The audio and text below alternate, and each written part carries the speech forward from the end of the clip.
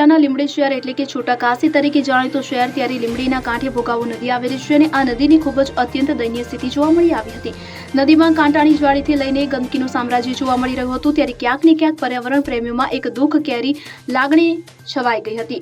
તો લીંબડી શહેર તેમજ ઉપરવાસના વરસાદને કારણે આ લીંબડી ભોગાવા નદીમાં બંને કાંઠે નવા નીર આવતા લોકોમાં આનંદ છવાઈ જવા પામ્યો છે. ભોગાવા નદીને ગંદકી નવા નીરના વહેણમાં વહી જવા પામી હતી. ત્યારે બંને કાંઠે નદીમાં આવેલ પાણીને જોવા માટે લોકો આવી પહોંચ્યા. તો લોકોએ એવું પણ જણાવ્યું હતું કે તંત્ર દ્વારા પર્યાવરણની સામે જોવામાં ન આવે અને નદીની હાલત જેમની તેમ હતી, પરંતુ કુદરતી રીતે વરસાદ થતા વરસાદના પાણીમાં આ ગંદકી વહેતા ગંદકીનો થોડો ઘણો નિકાલ થયો છે. એટલે કે કહે છે કે તંત્રએ નહીં પણ કુદરત દ્વારા આ નદીની સફાઈ થઈ છે અને આ સફાઈના કારણે લીંબડીના પર્યાવરણ પ્રેમીઓમાં આનંદની લાગણી જોવા મળી આવી હતી.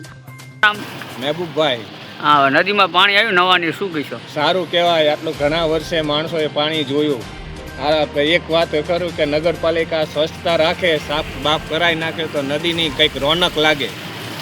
નદી બને કે કાંઠે કાંઠે સારા સારા મંદિરો હોવા છતાંય આટલી ચોખ્ખાઈ રાખતા નથી. તો નદીનું લીંબડીનું એક નાક છે. આ એક બે પુલ, મોટું મંદિર, ફૂલનાથ મંદિર, એમાં નદી, એમ લીંબડીનું નાક છે.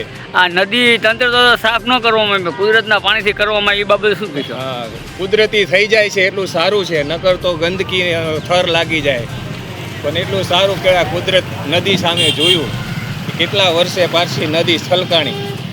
ઉપર ડેમ હોવા છતાં આટલી નદી છલકાણી તો સારું કહેવાય.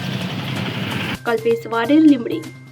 હવે જુઓ દેશ દુનિયાની તમામ ખબરો તમારી આંગળીના ટેરવે.